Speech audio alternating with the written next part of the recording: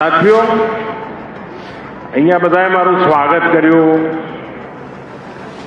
જાત જાતના સ્મૃતિ ચિહ્નો આપ્યા, ભેટ સોગાદો આપી. પણ આના કરતા પણ અણમોલ ભેટ સુરતે મને આપી છે. આનાથી પણ અનેક મૂલ્યવાન સુરતનો કચરો મને ભેટ આપ્યો છે. 1 લાખ લોકોએ 5 દિવસ સફાઈનું અભિયાન ચલાવ્યું.